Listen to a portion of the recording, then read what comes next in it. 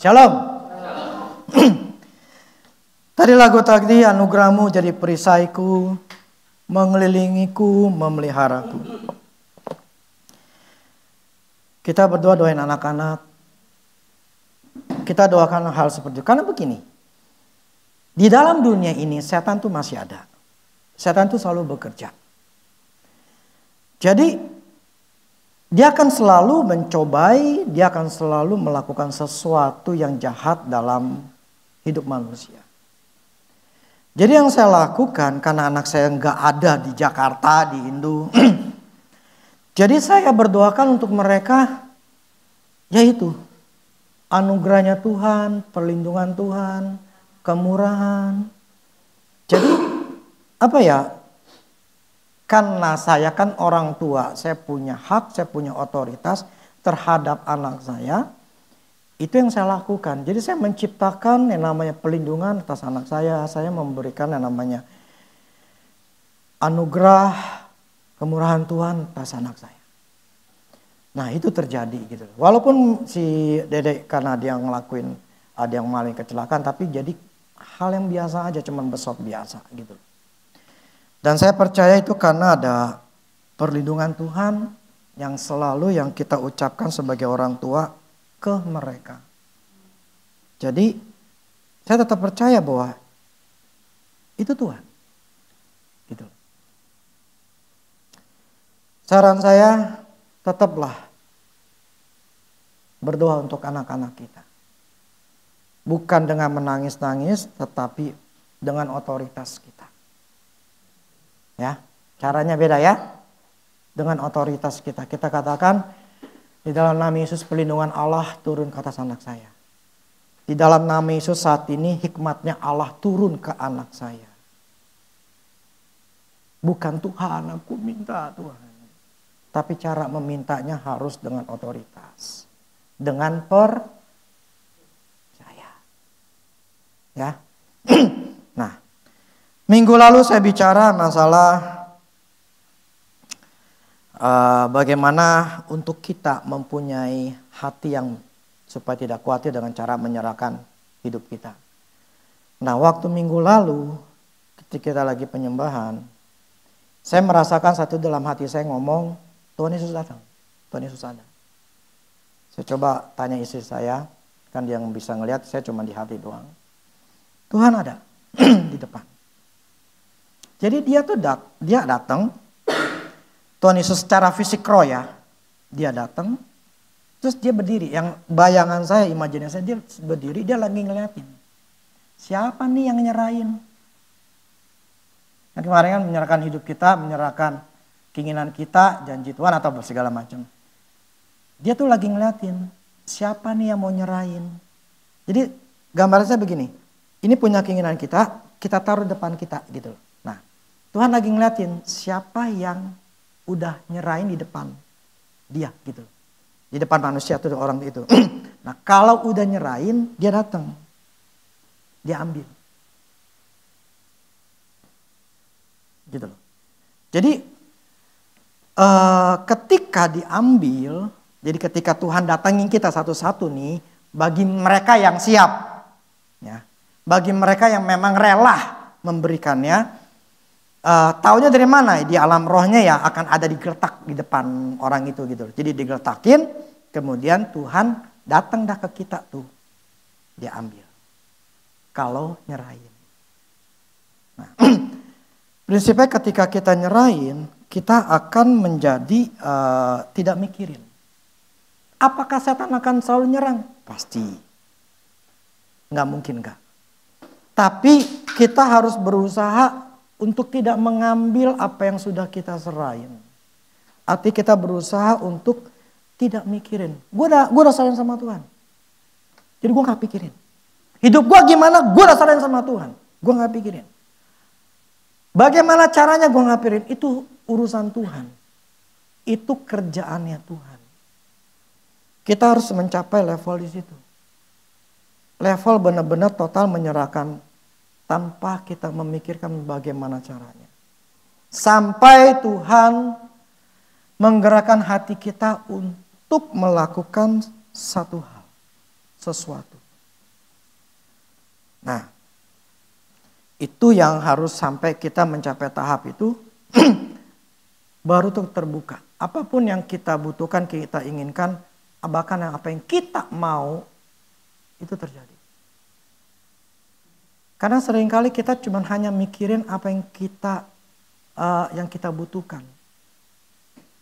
Sebetulnya Tuhan ingin sampai kita mau berdoa dengan berani apa yang kita mau.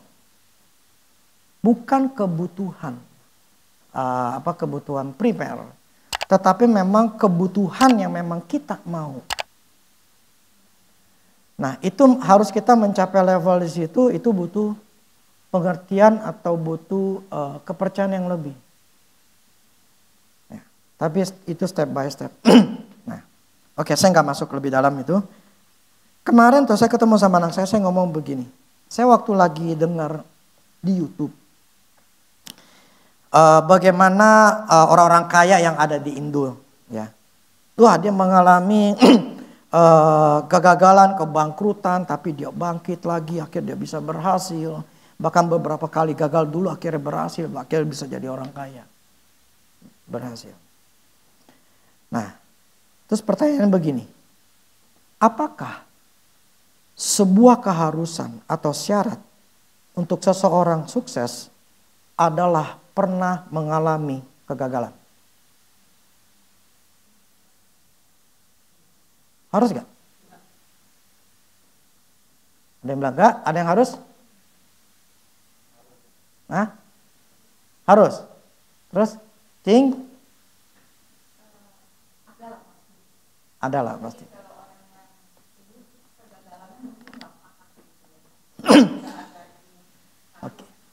Oke. Saya bertanya sama Tuhan. Tuhan, ini saya dengar nih di YouTube.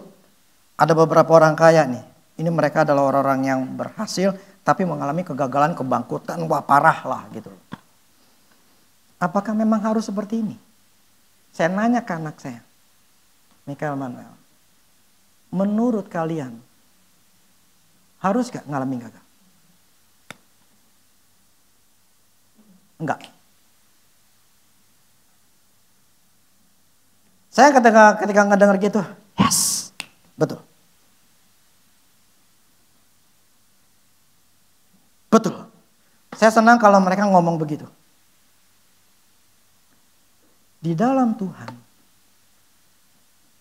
tidak ada sebuah ayat firman yang mengatakan, kalau engkau mau berhasil, engkau harus gagal dulu, kemudian baru aku berikan jalan untuk berhasil. Tidak ada satu firman. Kenapa? 2 Korintus 2 ayat 14.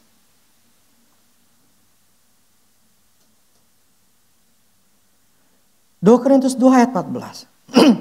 Tetapi syukur bagi Allah yang dalam Kristus selalu membawa kami di jalan kemenangannya. Ya, walaupun ini bicara masalah kebenaran, masalah penginjilan atau pekerjaan daripada si Paulus, tetapi di sini katakan syukur bagi Allah yang dalam Kristus selalu membawa kami di dalam jalan kemenangan. Dikatakan selalu. Artinya firman Allah katakan begini. Aku memberikan rancangan yang baik. Rancangan yang penuh damai dengan sejahtera. Jadi tidak ada sebuah rancangan yang dibuat oleh Tuhan. Lu gua bangkrutin dulu. Lu gua buat susah dulu. Baru lu berhasil. Tidak ada rancangan Tuhan seperti itu. Sehingga bagi saya nggak setuju kalau orang mengatakan bahwa ini cobaan dari Tuhan. Ini diizinkan oleh Tuhan. Tuhan nggak ngizinkan untuk, kalau saya, kenapa sih saya berusaha untuk mempersiapkan anak saya mempunyai mental yang bagus? Karena saya tidak mempunyai rancangan anak saya harus gagal dulu baru bisa dapat kerjaan, atau gagal pokoknya ya susah dulu kemudian baru bisa dapat kerjaan. atau baru berhasil. Saya nggak punya bayangan kayak begitu. Mau nggak punya anak kayak dibayang, biar dia susah dulu. Kita pasti ingin menginginkan anak kita itu berhasil. Betul nggak? Kalau nggak berhasil kita susah. Makanya saya berprinsip, gue mesti persiapin anak sampai mereka berhasil atau sampai benar, supaya saya nggak susah di hari tua. Jadi mental mereka tuh harus dipersiapkan dari kecil. Jadi mereka tuh nggak, ya pokoknya saya usahakan sebisa saya mungkin untuk saya bisa mempersiapkan mereka. Jadi prinsipnya bahwa di sini firman kan katakan dia akan selalu membawa kita di jalan kemenangan. Jadi tidak dibawa kita ke jalan-jalan yang salah, di jalan-jalan yang kalah. Jadi kalau ada hamba Tuhan katakan ketika saya menjadi hamba Tuhan saya susah. Saya dari punya duit tapi kemudian saya hancur, saya sampai nggak bisa makan, saya susah makan, bla bla segala membuat saya susah. Ketika saya jadi hamba Tuhan saya harus dihancurkan dulu sama Tuhan.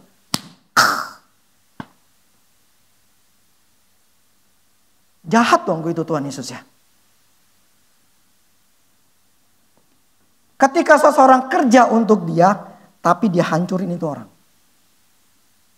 Jahat dong Tuhan. Kok kerja baik-baik untuk Tuhan kemudian dihancurin?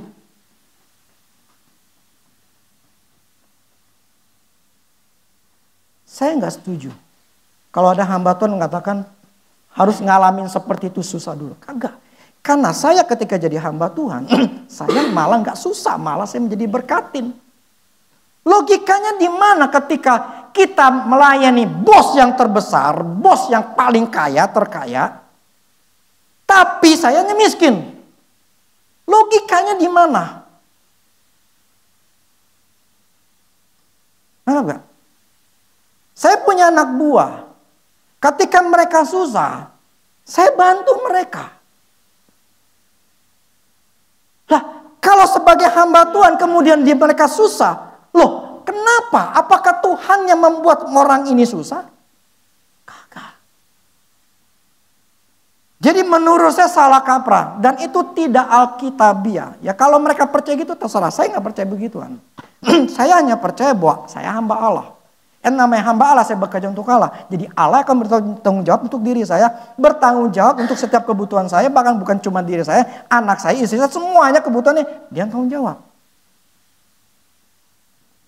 Dan kenyataannya memang saya diberkatin. Ketika sebelum saya jadi hamba Tuhan, saya susah. Ketika saya full time, dan di Mahanaim ya, sebelum memang sudah jadi hamba Tuhan, tetapi beda. Jadi dulu saya di gereja yang lama. Tapi ketika saya full time sama Tuhan, ketika saya nyerahin hidup saya sama Tuhan, total, Tuhan berkati.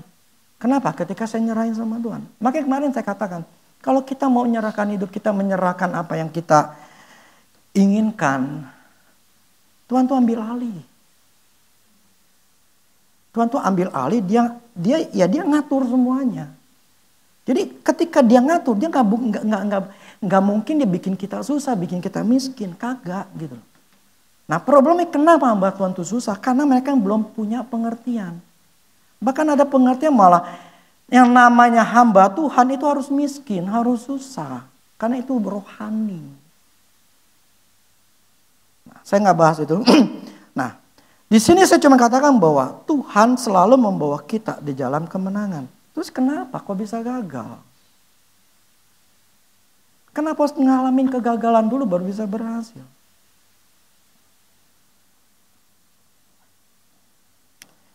Bilangan 14 ayat 39 sampai 45.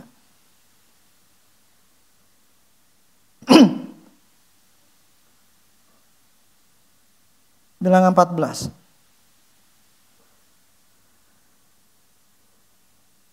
Ayat 39 sampai 45.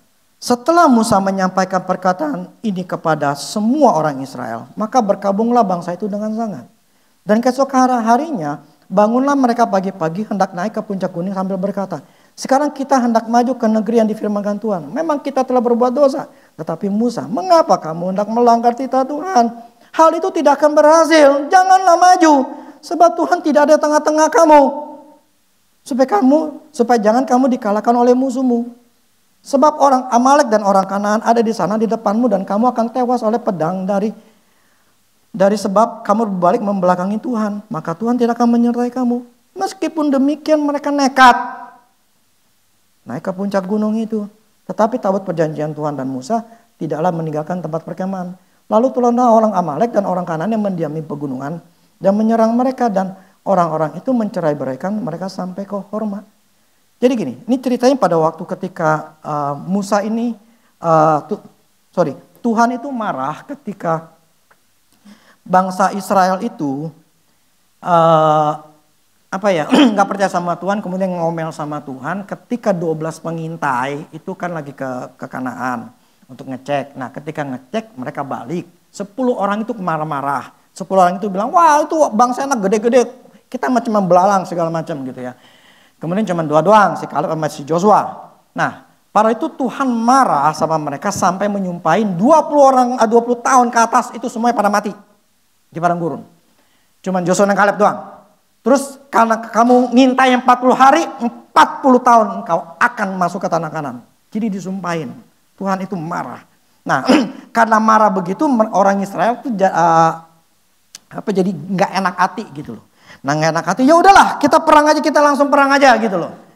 Nah, mereka berperang lah gitu loh. Mereka siap-siap mau perang gitu loh. Musa bilang, Tuhan nggak nyertaimu, Tuhan nggak ngomong, Tuhan nanti kamu akan kalah. Tapi katakan firman, mereka nekat perang kalah. Apa yang menjadi penyebab orang gagal? Karena tidak berada di dalam jalan Tuhan. Itu. Bukan berada dalam kehendak Tuhan. Itu menyebabkan bukan Tuhan yang bertanggung jawab. Kenapa? Kalau itu jalannya Tuhan, ya Tuhan yang bertanggung jawab. Tapi kalau itu maunya kita yang bertanggung jawab. Pakai kekuatan kita sendiri, akhirnya kalah. Jadi Tuhan tidak mengizinkan, Tuhan tidak mencobai kita, atau Tuhan tidak memberikan sebuah rancangan membuat kita gagal, rugi, rusak. Enggak pernah. Jadi jangan dengerin kalau hamba Tuhan katakan dia izinkan ini terjadi, dia izinkan ini cobaan ini terjadi, Tuhan izinkan. Bukan, seolah-olah Tuhan membiarkan kita ini jadi susah, Tuhan membiarkan kita ini rusak, Tuhan membiarkan kita ini gagal, Tuhan membiarkan kita susah. Karena dia izinin. Jadi ketika kita dengar hamba Tuhan ngomong gitu, udah, yang itu dilewatin aja. Bukan berarti salah semua ya khotbahnya. Yang itu lewatin aja, udah. Pokoknya prinsip gue bukan kayak begitu. Prinsip gue, ini firman katakan gini. Akibat bukan berada di dalam jalan Tuhan. Anggap? Ya. Karena kita tidak berada dalam jalan Tuhan, kita mengalami masalah, kita mengalami kerugian, kita mengalami hal-hal yang tidak enak. Karena kita bukan berada di dalam jalan yang Tuhan. Itu aja. Jadi si bangsa Israel nekat. Tuhan akan besertaku. Tuhan akan buat gue berhasil. Tuhan akan bisa buat gue untung. Lah pertanyaannya itu memang kerjaan dari Tuhan? Bukan. Ini Tuhan yang suruh? Bukan. Kalau bukan Tuhan suruh ya udah. Kalau gagal dia jangan nangis. Ini karena cobaan Tuhan. Ini karena seizinnya Tuhan. Tapi kita harus ngelihat, ini salah gua. Anggap gak? Jadi jangan dikit-dikit tuh nyalain Tuhan. Tapi kita harus bisa mengintrospeksi diri kita bahwa ini pasti gua yang salah. Tapi salahnya di mana? Itu yang harus kita cari tahu. Bukan kita menangis-nangis di hadapan Tuhan, mengeluh di hadapan Tuhan. Kok Tuhan begini? Kenapa sih kok Tuhan gak memproteksi saya? Kok Tuhan kenapa sih kau gak kasih tahu saya? Kok kenapa sih Tuhan gak begini? Seringkali kita jadi nuntut Tuhan, tapi kita gak sadari betulnya salahnya tuh di kita. Nah, salahnya di kita. Kita jadi ngambil keputusan yang salah. Beli inilah salah, mau ke sono ya ke Lampung salah, ya ini salah.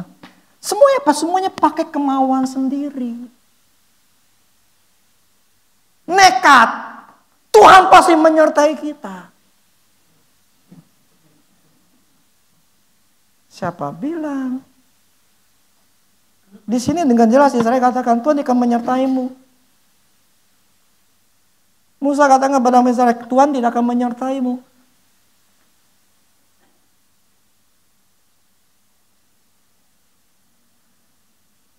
Jadi, kita harus mengerti cara kerja jalannya Tuhan. Saya pun bukan mengalami kegagalan, saya juga mengalami kesalahan. Ya akhirnya saya belajar kenapanya. Saya cari tahu why-nya, akhirnya saya ngerti, ya sudah. Saya berusaha untuk tidak melakukannya lagi. Nah, jadi apa syarat seseorang itu sukses? Ini ingat ya, ini bukan bicara masalah duit aja. Tapi ini bicara masalah hal-hal yang lain. Mau kesembuhan, mau hal yang lain. Kalau bukan Tuhan bukan kehendak Tuhan ini suruh, misalnya mau betul sakit kita, jalan ke sana. Ini bukan kehendak Tuhan di sana gitu loh. Tapi kita ingat kata orang tuh dia bisa bikin baik. Kata orang dia bisa benar nih orang. Kenyataannya kagak gitu loh. Malah makin parah. Jadi apa ya? Semua tuh karena kesalahan kita yang mengambil keputusan sendiri gitu loh. Makanya terus terang kita berdoa untuk anak-anak. Gini loh. Kalau udah jalan Tuhan, itu bahagia, seneng, gak susah. Itu kalau udah ketemu jalannya Tuhan gitu loh. Kita berdoa untuk jodoh mereka. Itu pun sedang ngomong gitu loh. Kita ngomong sama Tuhan. Kenapa? Kalau mereka salah jalan, karena anak saya laki-laki tiga-tiganya. Salah milih istri, kacau hidup. Orang bisa salah kawin? Bisa. Karena nekat. Tapi kalau memang udah kehendak Tuhan, itu istri akan menjadi sebuah saluran yang bagus. Nah, posisinya sekarang ya kalau istri perempuan harus orang yang bagus. Ya posisinya anak saya laki-laki, dia harus bagus. Kalau anak saya bagus, nanti ketemunya bisa yang bagus. Kalau anak yang jelek, ketemunya yang jelek. Jadi sifat karakter anak itu harus dibentuk. Itu akan bisa mempengaruhi nanti ketemu sama istrinya tuh kayak apa. Pengaruh. Ginilah, kita ini masing-masing kenal satu sama lain atau kita punya saudara atau siapa. Kita punya anak cewek. Ya, kita punya anak cewek nih misalnya. Kita punya saudara. Kita tahu nih, saudara kita maksudnya laki-laki. Kalian punya anak cewek. Kamu ngeliat anak saudara istilahnya mungkin sepantaran gitu ya. Sepupu gitu misalnya. Atau ya saudara yang kita kenal ya. Ini dia sebagai suami ini pelit. Gak perhatiin istri, gak perhatiin anak. Kita yang punya anak cewek. Ngelihat, kita pasti kenal kan sifatnya kayak apa. Kita pengen gak dapat kayak gitu modelnya. Mau gak? Siapa nih si Christina? Mau gak?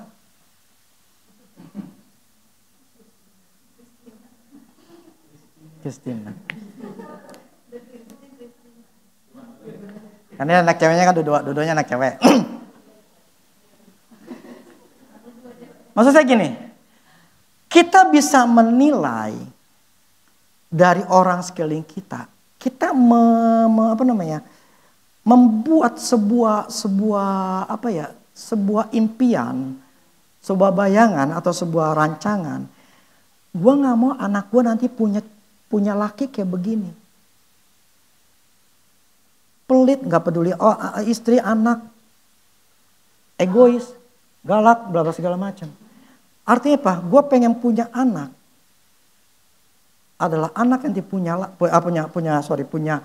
punya mantu gitu ya, itu harus yang bagus. Yang sayang sama istri, yang sayang sama anak. Kita yang punya bayangan kayak begitu. Kita harus mempersiapkannya. Kita doainlah. Kalau anak saya udah umur 20 lebih kan. Saya kira udah 23, si Mano 22, si Marvin masih kecil 18. Tapi saya sudah mempunyai bayangan untuk menciptakan untuk anak saya nanti kayak gimana. Tapi saya mempersiapkan sifat karakter anak saya. Nah, karena gitu, kalau kita bukan berada dalam jalannya Tuhan, itu susah. Maka kita berdoa untuk anak Tuhan, berikan kepada mereka. Kan mereka kerja di Taiwan nih. Anggap kerja di Taiwan, habis kerja tahun sini perusahaan A, habis itu perusahaan B. Kita cuma ngomong gitu, Tuhan, biar mereka itu mencapai sebuah titik di mana itu jalannya Tuhan. Kalau sekarang mereka, bukan maksudnya yang untuk kerjaan, untuk bisnis, yang istilahnya mereka akan terusin berpuluhan tahun gitu loh. Mereka kan mesti loncat dari pengalaman 1, pengalaman 2 ke pengalaman 3. Dari kerjaan 1, kerjaan 2, kerjaan 3. Sampai mereka mencapai satu posisi, itu yang memang Tuhan tetapkan. Nah kalau itu udah posisi Tuhan telah tetapkan, artinya apa? Mereka hidupnya gak susah. Kalau hidupnya gak susah, ya sayanya gak susah. Kalau saya ngeliat anak saya baik, gak ada masalah duit, udah punya rumah, udah punya kerjaan, udah punya usaha, saya kan tenang. Ya, itu semua bukan gratis. Mengalir aja. Kagak. Semua harus dipersiapkan. Gak bisa asal-asalan. Makanya saya pun juga berdoa supaya anak saya ngomong, supaya kamu tuh jangan ngalamin seperti papi. Papi, pokoknya jangan sampai kamu ngalamin papi. Papi ini susah dulu. Kenapa? Karena papi yang gak berada dalam Tuhan, ya tolol lah gitu ya. Gak ngerti kehendak Tuhan. Udah cukup di papi, kamu jangan. Puji Tuhan. Sekarang mereka dalam keadaan baik. Mereka gak bermasalah dalam hal keuangan. Nah, maksud saya hal seperti kalau kita berada dalam jalan Tuhan, semuanya pasti baik. Nah, gimana caranya kita atau syarat seorang sukses atau berhasil dalam hidup ini? Amsal 3 ayat 6.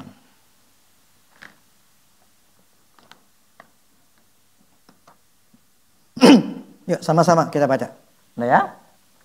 2, 3. Akuilah dia dalam segala lakumu, maka ia akan meluruskan jalan. Kalau dalam terjemahan TSI yang katakan, mintalah kehendaknya dalam setiap langkah hidupmu. Maka dia akan menuntunmu ke jalan yang benar, bukan yang salah.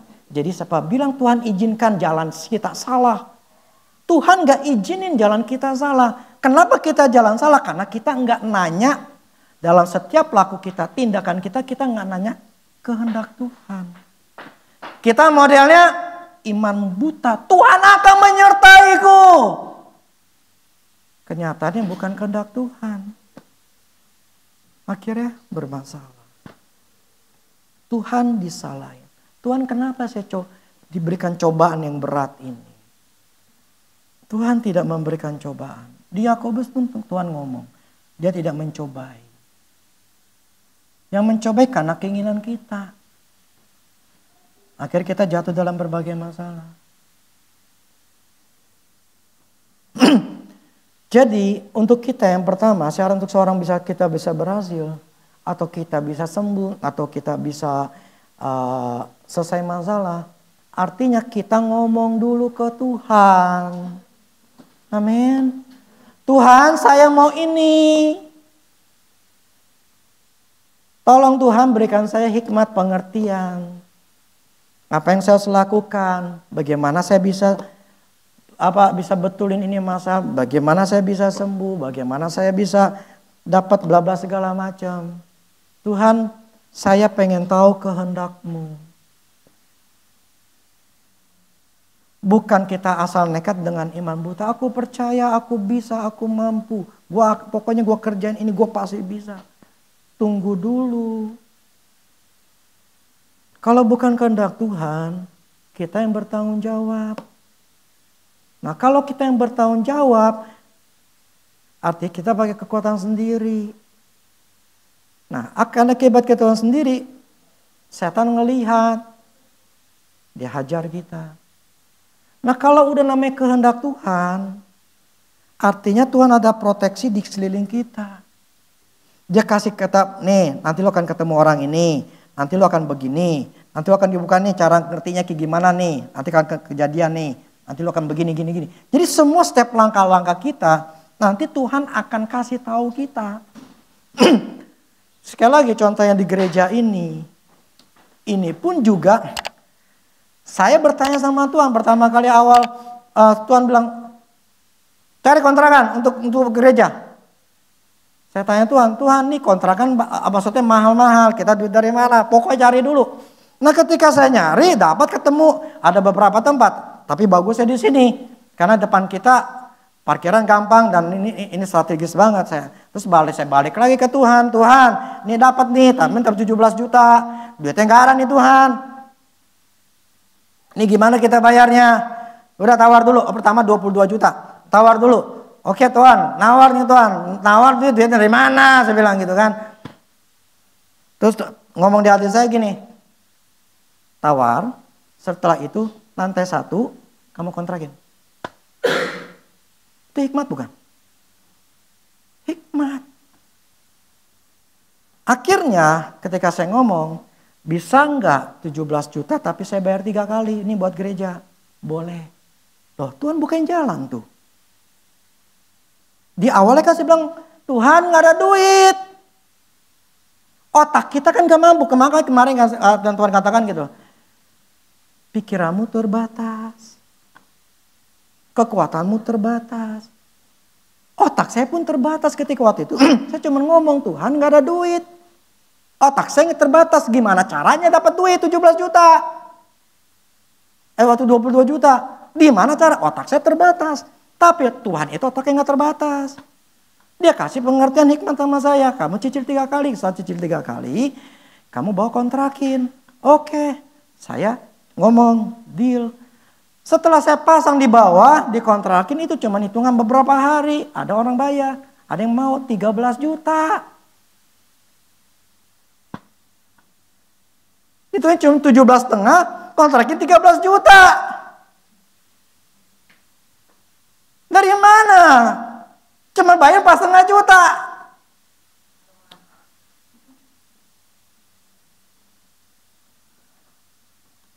Kalau itu kehendak Tuhan, dia tuh pasti akan kasih kita pengertian demi pengertian atau jalan keluar. Otak kita nggak nyampe. Tapi Tuhan itu yang nyampe. Jadi cara untuk kita bisa berhasil dalam segala hal, kita harus ngomong dulu ke Tuhan. Dan ngomong sama Tuhan, nanti biar Tuhan tuntun kita, ngomong di hati kita gimana-gimananya, nanti dia akan kasih tahu. Nah, setelah Tuhan ngomong dalam hati kita, ya kita belajar untuk coba taat sama dia. Udah coba aja. Ketika Tuhan ngomong sama saya, udah coba kamu tawar dulu aja dan bayar minta 3 kali, boleh nggak? Ya udah saya coba gitu loh. Saya ngomong, Pak Adi, bisa nggak 3 kali bayar? Terus harganya 17 juta. Ya udahlah, boleh. Nah, kalau saya waktu itu bilang, aduh Tuhan mana mau 3 kali bayar. Ya orang masih mau minta cash lah. Dah Tuhan nggak mau, malu-maluin aja. Nah kalau saya nggak ngelakuin, ya nggak dapat apa-apa, mahanim nggak ada. Jadi saya gini, kita harus bertindak dulu, nanti kita lihat bagaimana kelanjutannya. Jadi pertama kita harus mengetahui rencana Tuhan. Dengan cara kita harus tahu, kita ngakui dulu, akui dia dalam segala tindakan kita. Jadi yang pertama itu mengetahui rancangan Tuhan. Rencana Tuhan. Terus kita tahu. Nah, taunya ya itu tadi. Aduh Tuhan ini gimana? Udah ngomong dulu sama Tuhan gitu loh. Tuhan saya pengen mau bisnis ini. Saya pengen melakukan ini nih Tuhan. Saya mau pergi ke sini Tuhan. Menurut Tuhan gimana? Nah, kalau di hati kita ada perasaan gak enak, gak damai, ya jangan. Jangan ngelakuin sama aja blow on. Masuk ke lubang, rugi dah tuh. Jalan ya, berapa puluh juta tuh.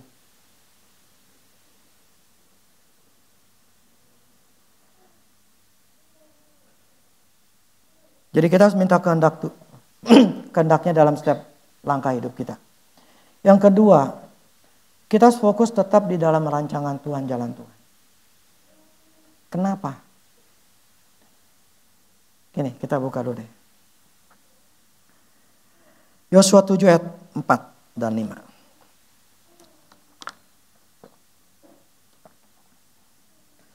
Yosua 7 ayat 4 dan 5. Maka berangkatlah kira-kira 3.000 orang dari bangsa itu ke sana. Tetapi mereka melarikan diri di depan orang-orang Ai. Sebab orang-orang Ai menewaskan kira-kira 36 orang dari mereka. Dan orang-orang yang satu dikejar dan depan pintu gerbang kota itu sampai ke Seban dan dipukul kalah di lereng. Lalu tawarlah hati bangsa itu amat sangat. Jadi gini, kalau yang tadi kejadian pertama di Musa, itu mereka mengalami kegagalan karena dosa juga. Tapi ini juga masalah dosa juga. Tapi bedanya begini. Ketika si Joshua itu mengalami kemenangan, ketika ini kan kota Ai. Sebelumnya mereka nyerang kota Yeriko. Yeriko itu kota yang gede. Nah, mereka tuh bisa menang tuh dengan mudah. Cuman ngelilingin satu hari satu kali, sampai hari ketujuhnya 7 kali. Jadi 13 kali ngelilingin. Setelah dikelilingi gitu kan mereka berteriak, hancur, rontok itu tembok. Nah mereka nyerang, bunuh semua. Nah ketika itu kan kemenangan yang luar biasa. Yes, Tuhan beserta kita. Karena pada itu gila. Kita lagi teriak-teriakan tiba-tiba itu sampai tembok yang gede gitu. Yang bisa puluhan meter. Tiba-tiba hancur, bleng gitu. Dari mana kekuatan kayak begitu? Itu kan mukjizat luar biasa. Manusia nggak mungkin bisa ngancurin itu. Jadi kan kemenangan begitu luar biasa. Sampai hancur semua itu tembok. Dan mereka bisa nyerang dengan mudah. Kemenangan luar biasa. Nah kemudian ketika mau nyerang Ai, ini kota kecil. Lebih kecil daripada Yeriko. Nah kota kecil, pengintai ngomong. Ada yang ngomong, Yosua kirim pengintai. Pengintai bilang, udah gak usah banyak-banyak. Nih kota kecil cuma 2.000-3.000 udah cukup lah. Nyerangnya udah pasti menang. Nah ketika mereka nyerang, dikalahin. Mereka tuh setelah kalah mereka dengan amat sangat. Mereka tuh jadi takut. Loh kok begini gitu loh. Mereka jadi komplain, Tuhan nih kenapa? Sampai Yosua pun komplain gitu loh. Kok kita bisa kalah? Gimana orang bangsa-bangsa dengar bahwa kita kalah? Tuhan dengan enteng ngomong begini. Karena bangsa Israel melakukan dosa. Ternyata waktu di Yeriko Tuhan udah ngomong. Semua barang apapun mesti dihancurin. Karena kata Yeriko itu adalah kata yang harus dibuang, yang harus dihancurin. Tidak boleh. Nah ada satu yang ngambil, namanya Akan. Nah dicari ketemu namanya Akan. Mereka buat dosa, dia ngambil emas. Dia ngambil sutra segala macam lah ya. Pokoknya yang bagus-bagus gitu. Ketahuan satu orang. Akhirnya orang ini akhirnya dibunuh. Maksud saya gini. Kemenangan tadi yang begitu luar biasa. Tapi ketika terjadi kesalahan. Kemenangan itu yang tadinya begitu luar biasa. Akibat kekalahan terus langsung hancur. Mereka punya jadi mentalnya takut. Sekali lagi. Tidak ada yang kekal di muka bumi ini. Nggak ada yang kekal. Baik kerohanian maupun keberhasilan. Tidak ada yang kekal. Sebaik-baiknya saya sama istri, saya sama anak, bertanggung jawab saya pun dengan keluarga. Tetapi ketika saya melakukan kesalahan yang menyakitkan istri saya, menyakitkan anak saya, luka itu bisa menghancurkan puluhan tahun bagaimana saya, perbuatan saya terhadap istri dan anak saya. Artinya apa? Semua harus dipertahankan. Amin. Sesukses-suksesnya seseorang, kalau tidak mempertahankan dan menjaganya, akan tetap bisa hancur. Hari ini bisa jaya, penghasilan bisa 40 juta, 50 juta sebulan. Tapi lihat nanti, tahun depan, bulan depan, bisa hancur. Ketika ada dosa.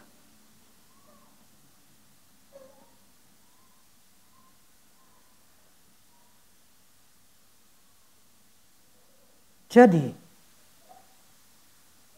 sekalipun kita dalam rancangan Tuhan, ya, berada di dalam rancangan Tuhan, tetapi ketika kita melakukan dosa, kesalahan, rancangan itu ternodai membuat kita jadi bermasalah. Akhirnya kita jadi masalah. Bukan karena Tuhan izinkan. Bukan karena kehendak atau cobaan dari Tuhan. Seharusnya pendeta jangan ngomong begitu. Kita orang Kristen jangan ngomong begitu. Ini semua ada cobaan Tuhan. Ini seizin Tuhan. Kagak. Jadi jangan sama seperti mereka. Kalau mereka mempercayai itu cobaan Tuhan, ya sudah. Itu memang mereka, keyakinan mereka. Tetapi keyakinan anak orang Kristen seharusnya nggak boleh. Karena Tuhan tetap tidak mau izinkan dan Tuhan tidak akan mencobai untuk buat anak-anaknya. Kini kita anak Allah kan. Itu dibuat susah, kagak. Jadi stop kalau ada orang dengan kayak gitu atau kita ngomong. Ini semua ya gimana ya, ini kehendak Tuhan kayak begini.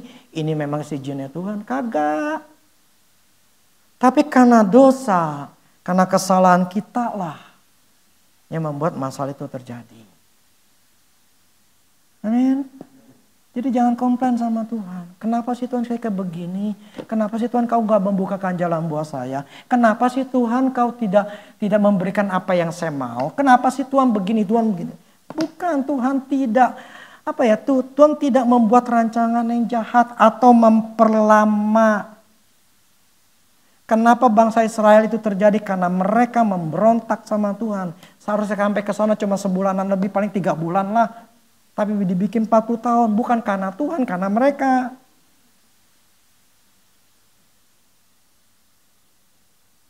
Sudah tahu gini, kita harus, makanya minggu lalu saya katakan kita harus nyerahkan sama Tuhan total, jangan pikirin. Sebab kalau kita mikirin, sekali lagi iman tidak boleh dicampur aduk, disatuin dengan apa? Waktu.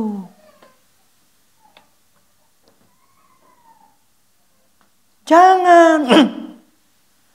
Tetaplah kita percaya, tetaplah kita mempertahankan kepercayaan kita. Berusaha untuk mikirin, nyerahin total sama Tuhan. Kapan waktunya, kita nggak perlu tahu. Ketika kita minta sama seperti bayi yang ada di janin kita. Janin kita lagi. Di janin wanita gitu kan. Itu kan ketika itu kan kita nggak tahu ternyata itu ada janin gitu ya. Tapi itu kan bertumbuh sampai membesar jadi 9 bulan baru terjadi. Jadi ada proses yang dimana kita nggak perlu tahu kapannya. Yang Tuhan minta percaya saja. Kapannya kita nggak tahu. Jadi nggak usah kita memprediksikan atau kita bilang Tuhan saya butuh nih sampai bulan depan nih Tuhan. Tahun ini saya harus punya nih Tuhan. Bukan seperti itu. Yang Tuhan butuhkan kita percaya saja. Amin. Percaya saja. Kapannya kita nggak tahu. Jadi kita jangan campur adukan iman dengan waktu. Jadi fokus untuk tetap berada dalam rancangan Tuhan. Karena kalau salah kita bisa gagal. Seperti bangsa Israel ini. Gara-gara dosa. Kota Ai yang begitu gampang. Tetap aja kalah. Yeriko yang begitu gede. Bisa dihancurkan karena kekuatan Tuhan. Jadi kalau kita dalam rancangan Tuhan. Bukan itu kekal.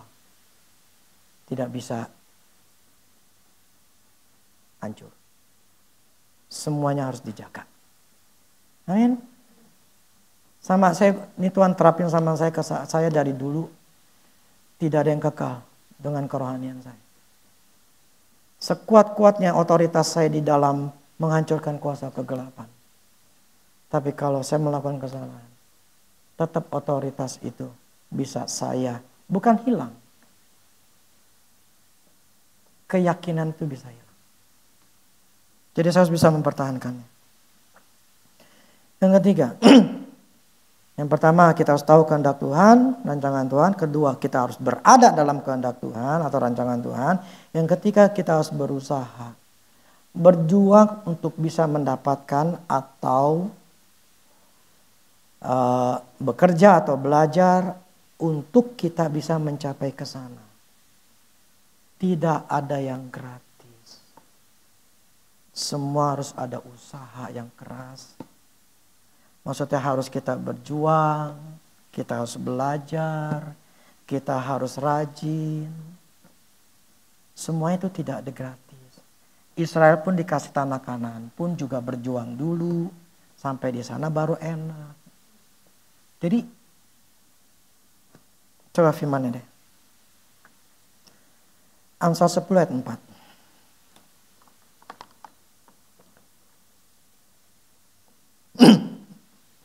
Tangan yang lamban membuat miskin, tetapi tangan orang rajin menjadikan kaya. Jadi Tuhan ingin katakan begini, tangan yang malas kalau itu lamban, kalau zaman itu malas. Tangan yang malas itu membuat kita miskin, tapi tangan yang rajin menjadikan kaya. Jadi semua harus ada usaha. Enggak ada usaha yang enggak bakal bisa. Tapi setelah mentok, aduh gimana Tuhan? Nangis, menggerutu. Komplain lagi sama Tuhan. Yang gak bakal bisa dapat. Berusahalah. Sekalipun saat ini belum mampu, belum bisa, tetap berusaha. Karena memang bukan masalah. Gini, Tuhan ajarin saya begini. Seperti orang yang salto. Terus satu lagi, ada orang barat sih ya, dia ngelempar begini. Pakai anggaplah bulatan gitu ya. Bukan koin atau cakram lah. Bukan cakram yang ada bulatan itu ya. Pokoknya dia lempar gitu ke botol gitu. Ada botol di sono. Ketika lempar, tung. Wah bisa masuk gitu kan. Yes. Atau koin. Dia lempar ke lubang. Tung. Apakah cuma sekali orang itu ngelakuin langsung bisa? Itu karena lagi konten aja. Padahal dia sudah ngelakuin ratusan kali.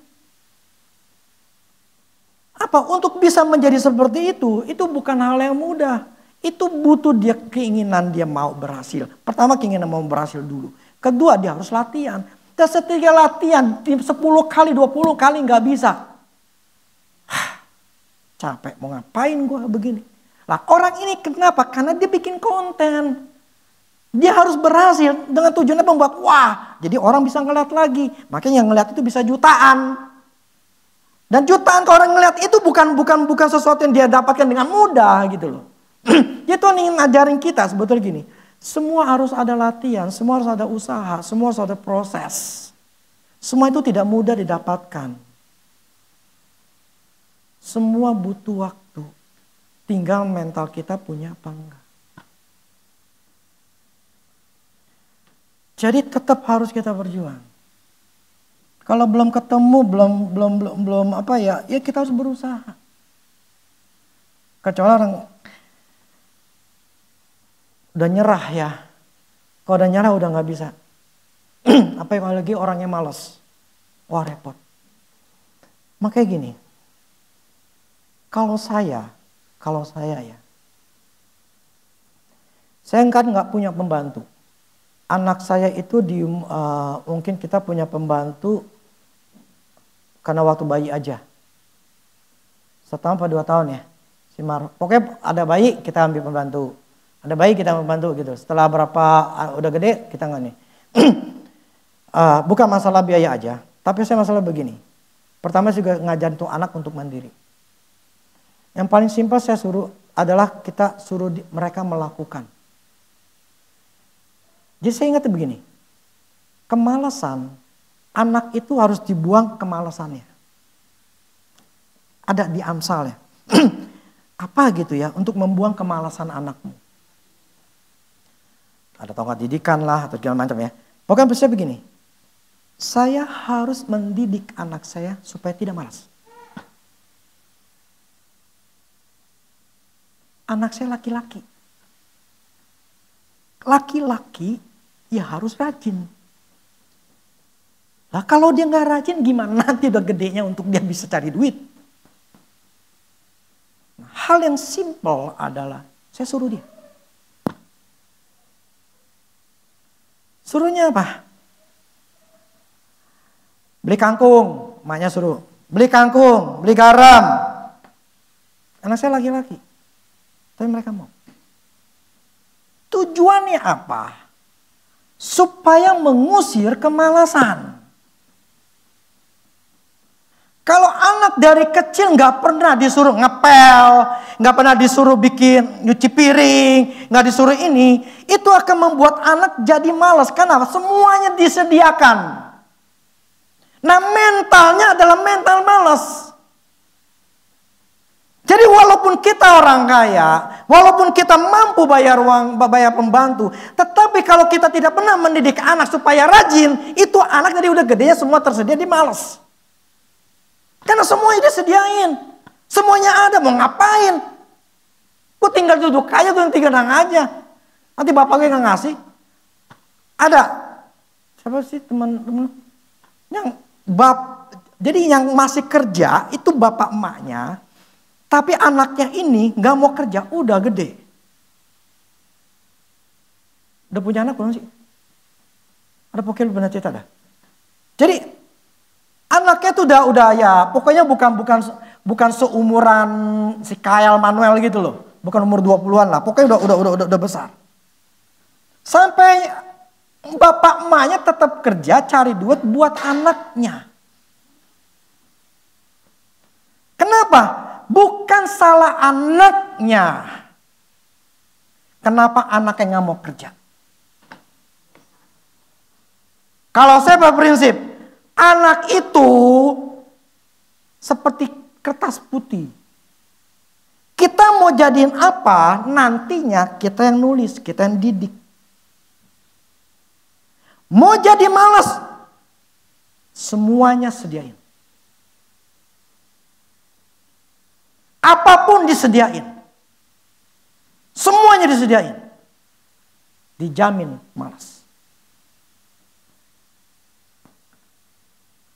Nah, kenapa saya juga menyuruh mereka untuk beli hal-hal yang kecil, itu hal yang kecil. Untuk mengusir kemalasan. Supaya anak itu mau bergerak dan tunduk kepada kita sebagai orang tua untuk dia pergi. Terus kedua juga, untuk membuat mentalnya itu mental yang berusaha mengatasi kemalasan.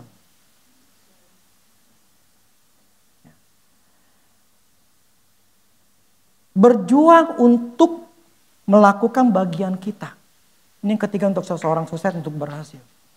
Kita harus berjuang. Semuanya tidak gratis. Semuanya harus diusahakan.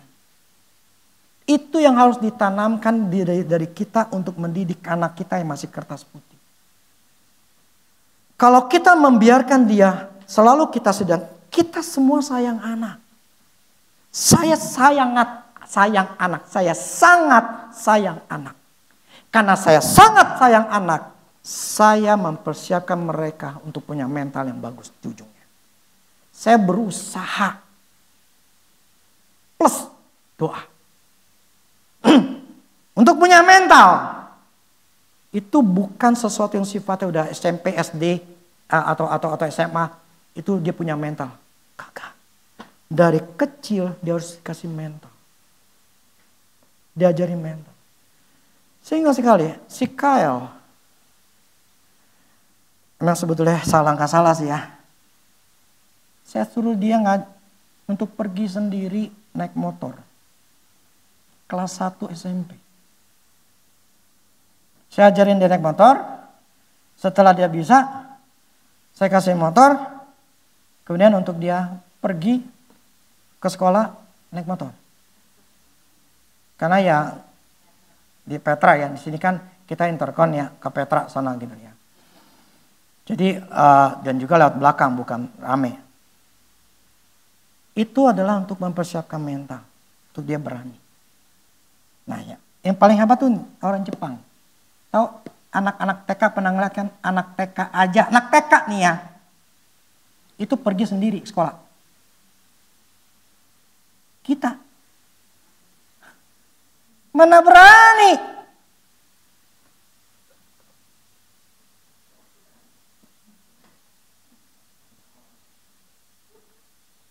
Paling tidak kan sampai SD, SMP. Kita udah ngebayangin yang jelek-jelek, entar anak gue kenapa gitu kan. Ngebayangin itu yang jelek-jelek. Kenapa sih ngebayangin yang jelek? Saya nggak mau ngebayangin anak saya tuh di Taiwan akan rusak, akan bermasalah, akan kena ini, kena enggak. Saya nggak punya bayangan begitu. Yang saya punya, anak saya berhasil, anak saya dijagai, anak saya pergaulannya bagus, nggak macem-macem, nggak mabok-mabokan. Itu pikiran saya yang saya ciptakan ke anak saya.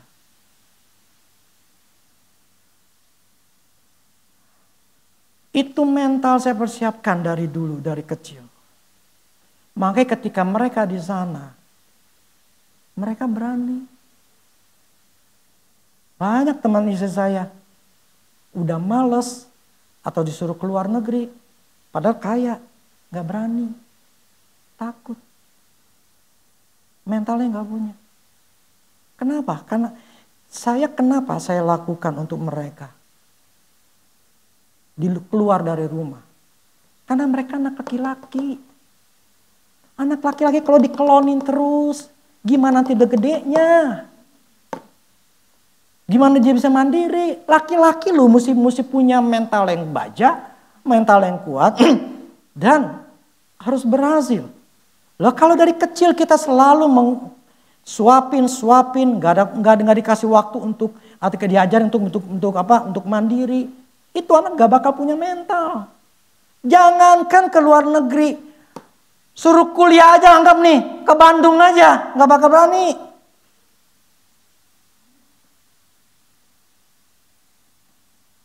Itu namanya berjuang. Itu harus ditanamkan. Kalau kita nggak pernah berjuang, kita nggak bakal bisa. Jadi ini proses. Ini yang membuat saya gini loh. Saya dulu nggak seperti itu. Papa saya, mama saya tuh nggak mikirin ginian ke saya. Akhirnya ya anak-anaknya pada susah. Nah saya ngerti, saya nggak boleh dia ngelakuin seperti mama papa saya lakuin. Saya harus berubah. Untuk anak-anak saya juga jangan ngalami seperti saya alami. Makanya saya menjaga, untuk mentalnya, untuk pendidikannya. Gini loh, waktu mereka masih kecil itu yang namanya Scott Emulsion itu puluhan botol. Itu saya cekokin ke mereka. Setiap hari saya kasih. Tujuan pertama supaya mereka kuat, nggak penyakitan. Makanya anak saya setahun sekali aja kagak sakit. Setahun sekali aja kagak. Karena saya jaga. Terus kedua, itu namanya HDA ya. Apa sih? DHA ya. DHA kayak gitu-gitu. Itu buat otak. Itu saya cekokin mereka terus. Walaupun saya dulu lagi gak ada duit, saya tetap kasih mereka. Kenapa? Supaya mereka punya otak yang bagus. Pintar. Bukan saya menganggap bahwa kepintaran nilai itu nomor satu, kagak. Dulu kan saya ngomong ada 4 hal. Salah satunya pendidikan. Tapi tujuan saya apa? Supaya saya nggak susah. Di waktu pelajaran anak saya nggak bego gitu loh. Saya nggak capek hati gitu loh. Ini anak gimana nih? Korannya bisa apa enggak? Enggak begitu, saya nggak mikirin. Makanya ketika mereka kuliah, saya nggak pikirin, saya nggak nanyain. Walaupun akhirnya saya tahu dapat nilainya, mereka semua itu A. Semua nilainya A, cuman kesantung satu, si KLB. Ini si Mavel A plus.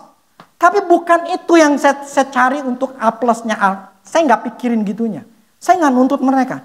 Yang saya cuma nanya gini loh, pendidikan itu cuma salah satu. Tapi kedua mental. Yang ketiga adalah bagaimana karakter orang tua itu memberikan pengertian mental untuk mendidik lah. Plus hidup saya. Hidup saya jelek nih. Anak saya jelek. Saya penipu. Anak saya akan susah. Hukum karma selalu ada. Tabur dan tuai. Bagaimana saya sekarang ini akan diteruskan ke anak saya. Saya punya karakter jelek, anak saya akan jelek. Makanya kenapa orang tua harus hidup benar, bagus. Supaya anak kita nggak nua yang jelek. Yang keempat, hidup dalam Tuhan. Oke, itu berjuang. Yang keempat terakhir. Setelah di tanah Kanaan, maka kita nikmatin hasil. Setelah kita berhasil, kita ketemu jawaban, kita nikmatin semua. Tapi 4 hal ini, yang terakhir 4. Yang pertama dulu, harus tahu kehendak Allah.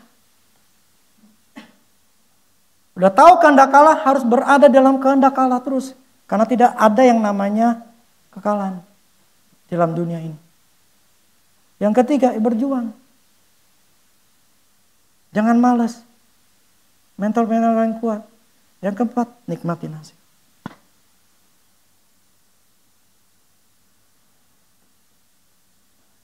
Kita fase mana?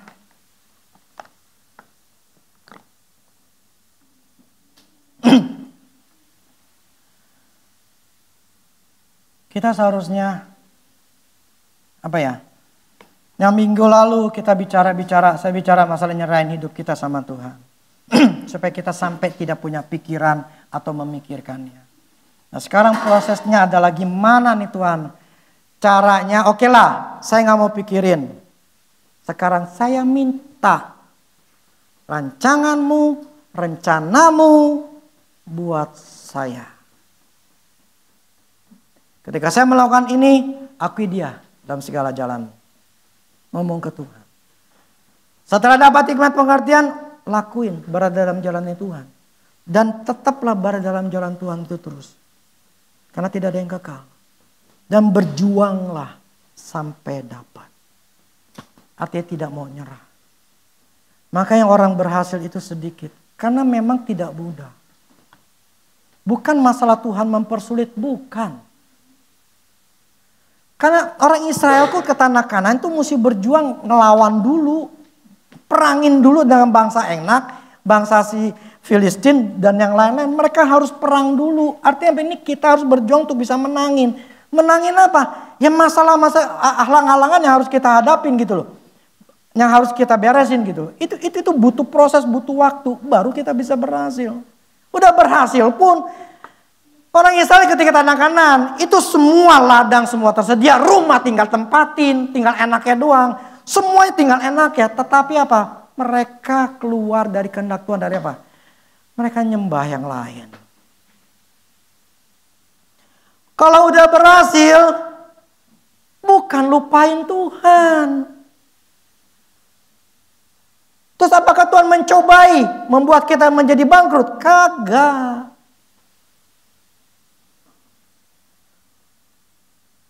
Orang Israel lupa sama Tuhan. Akhirnya proteksi Allah hilang.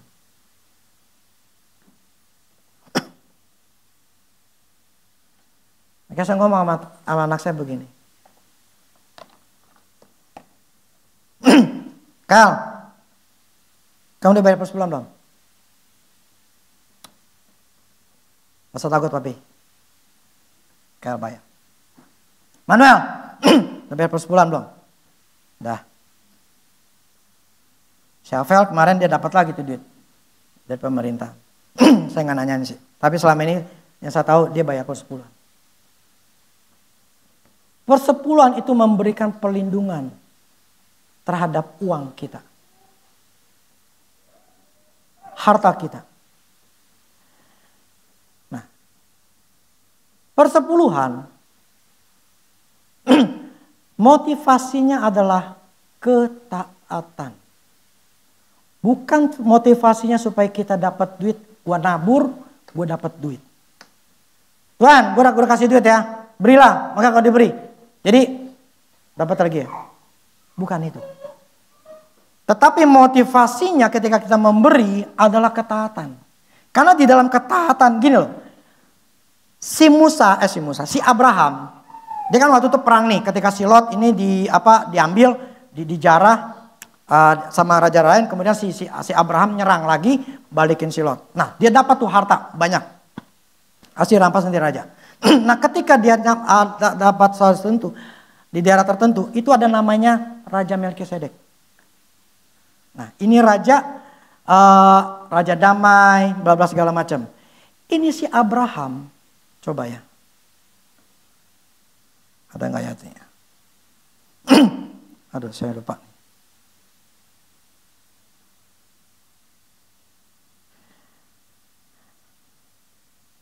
Aduh, ada ayatnya begini, itu di perjanjian baru.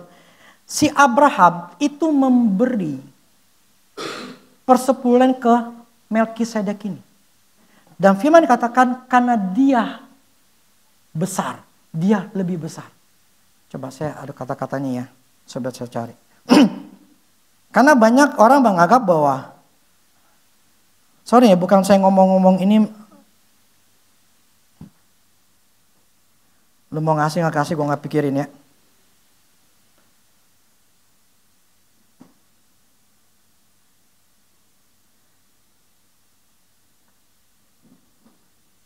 Itulah kenapa istilahnya saya memproteksi anak saya, tetap untuk mereka membayar persepuluhan, dengan tujuannya adalah itu. Sehingga ketika dia kecelakaan, nggak keluarin duit sama sekali, dan tidak kenapa-napa, cuman hanya lecet doang, lecet 3 selat, cuman nggak banyak. Nah,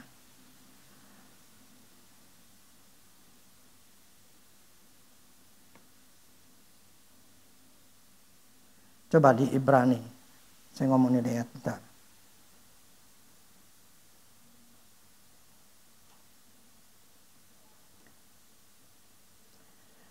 Aduh, panjang-panjang. Gini deh, misalnya begini. Melkisedek itu raja, ya, yang saat itu dikatakan Raja Salem, ya. Nah, pada waktu si Abraham setelah selesai memberikan setelah perang dan kemudian mendapatkan berbagai macam harta, nah, ketemu dengan Melkisedek dan dia menganggap Melkisedek ini besar, adalah raja yang besar, dan dia menghargai, dia menghormati, dia memberikan 1/10 dari semua rampasan dia punya, dia berikan. Padahal itu baru pertama kali. Tetapi kenapa dia memberikan kepada Melkisedek? Karena dia menganggap Melkisedek raja ini lebih besar daripada aku. Aku menghargai, aku menghormatinya, aku memberikan persepuluhan.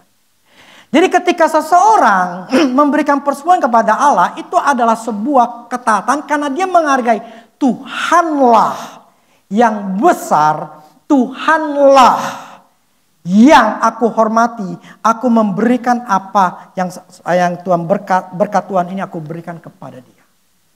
Aku menunjukkan kesetiaanku, aku menunjukkan ketaatanku. Karena firman di malaikat itu aku menunjukkan inilah.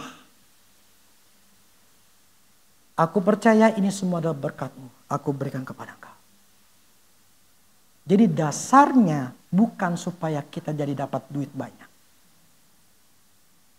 Dasar ketika kita memberi persepuluhan adalah karena ketaatan firman Tuhan. Dan kita menganggap Allah itu Allah yang besar. Dia yang memberkati saya sehingga saya memberi. Itu yang saya ajarkan kepada anak saya. Kamu harus memberi persepuluhan. Tujuannya apa? Sekali lagi, setan di mana-mana akan mencobai kita. Akan mengalah kita memberikan kecelakaan. Tetapi firman katakan, dia akan menghalau belalang pelahap yang membuat kita keluar duit banyak. Jadi ketika si Manuel mengalami kecelakaan, setan mau mencobai dia. Tetapi ada proteksi Allah karena dia membayar persepuluhan. Jadi ketika dia mengalami kecelakaan sekalipun, dia tidak ngeluarin duit membuat dia duitnya berkurang.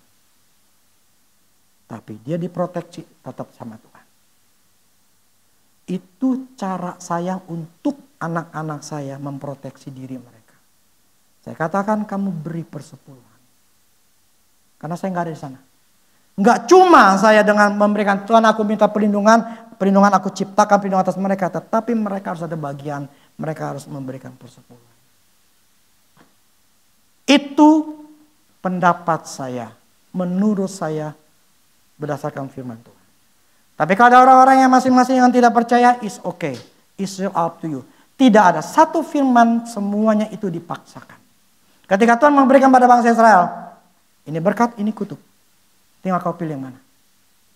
Jadi kalau kita tetap tidak mau membayar persepuluhan, kita menganggap, ngapain gue kasih duit persepuluhan bisa gede berapa puluh juta. Itu terserah. Itu urusan kita masing-masing. Saya tidak pernah memaksa, mau bayar persepuluhan tidak persepuluhan, terserah. Cuman saya mengakui, saya ngomong kepada diri saya dan kepada anak-anak saya. Untuk mereka ngelakuin. Gitu aja. Amin.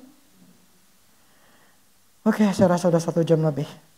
Jadi firman Tuhan katakan hari ini ya. Apakah harus gagal dulu baru berhasil? Jawabannya? Tidak. Semua pasti berhasil kalau kita berada dalam jalan itu. Jadi kalau sekarang belum berhasil, carilah kehendak Tuhan terlebih dahulu. Setelah dapat, berjalan dalam kehendak Tuhan dan berjuanglah. Baru bisa. Amin? Oke, demikian firman Tuhan. Oke, musik.